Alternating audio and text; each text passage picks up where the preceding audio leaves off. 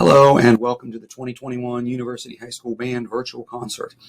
I know that most of you watching probably know me, but for those of you that don't, my name is Mark Palmer and I'm the Director of Bands here at University High School. This is our second and we hope final virtual performance. While we are happy to have been able to put this video together, there really is no substitute for live performance, and we're all looking forward to getting back to playing in-person concerts next year. I will not be announcing our senior awards in this video, unlike last year's virtual concert where we had to do it just kind of out of necessity. Instead, these awards were announced in class and the recordings posted to the various Google Classrooms so that the students could see them themselves and share them with their parents. As always, I do want to take the opportunity to recognize the class of 2021. Every class has individuals that are good musicians and leaders. Some classes rise above with large numbers of kids that are good musicians and good leaders. But every so often a class comes along that really raises the bar for all the others. And the UHS class of 2021 is certainly such a class. Because I also teach beginning band at Cheat Lake Elementary School, I had the good fortune of meeting many of these students when they were in 5th grade. They were very much children at the time, but of course now they're young men and women. And over the years, they've grown into terrific musicians, leaders, top academic achievers, and in some cases, even comedians. But like I said, I did start these kids, some of them anyway, in 5th grade, and I witnessed early on what a great group they were.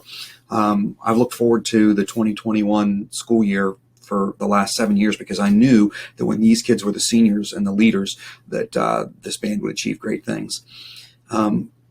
They were members of 3 different WVMEA honor ensembles. They received nothing but superior ratings during their time here. Our marching band has always been very successful while they were here. We had many kids that made all-state band and orchestra, Governor's Honors Academy, all kinds of things. This class is special in a lot of different ways. So you can imagine how disappointing it was when in their senior year, we just happened to be in the middle of a pandemic and the whole world shuts down. So because of that, Mr. Orban and I set out on a quest to make sure that this band was seen and heard. And I know that I have said this at different times in the past, but I'm always sincere when I say it. And I've been here at University High School for 21 years, and I believe that this year is our strongest band from top to bottom because of instrumentation, because of maturity, obviously musicianship. We were just set to really click this year. And despite the fact that we didn't get to do the things that normally we get to do, I still believe that this year was a complete success, and I think you'll see why here in a bit. The ensembles you're about to see never played together as full ensembles.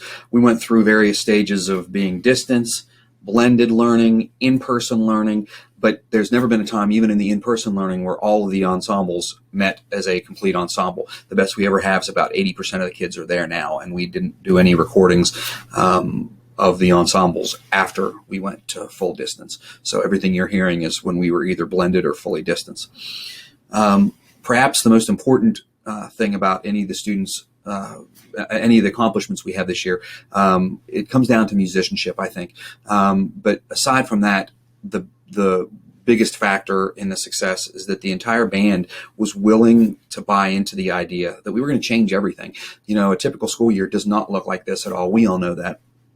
But when they decided to buy into what we were doing, things started to fall into place. And there's a reason, I think, that this was a successful year. And the primary reason, aside from the leadership of the seniors, is the fact that the band did buy into it at an early stage. This was obviously a year like any other, or unlike any other, and they handled the challenges with maturity, grace, patience, and dedication. And as I told them numerous times throughout the year, though we're all missing out on the typical band experiences, we most definitely are making music. And while they may not appreciate it now, one day they'll be able to watch these video performances with their own children and maybe grandchildren and bore them with stories about the things that they did on their pandemic year or year and a half. And they point to this video and I think it's going to be something that they're going to be able to look at for a long time with a lot of pride. I know that in my own personal experience, I like to go back every now and again and watch my videos from college or high school over 30 years ago. So I hope that this plays that type of role in all of our students' lives. Anyway, thank you very much to UHS Assistant Director of Bands, Mr. Corey Orban, who, aside from teaching, he also created the video portions of all the marching band performances you're going to see. Also to Josh Swiger and his associates from Blues Alley Music here in Morgantown for their guidance and video production of the concert band, the Symphonic Winds, the combined ensembles, and the Jazz Ensemble performances. And finally to WVU student teachers Veronica Casey and Zane Gray, who are with us in the second semester this year, for their assistance in sorting through, downloading, and labeling over 1,000 individual video submissions. These videos will be presented chronologically, starting with our late summer, early fall work with our marching band, our parade, or our field show music. We really didn't do any marching, but this is the music we would have played on the field if we did a field show. And then later on to our parade music, the Veterans Day parade, and then later the Christmas parade, neither of which, of course, happened either.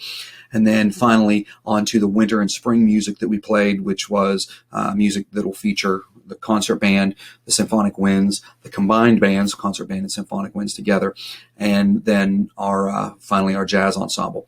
And I do want to take an opportunity also to thank all of the members of the Symphonic Winds that filled in instrumentation gaps that we had in the concert band.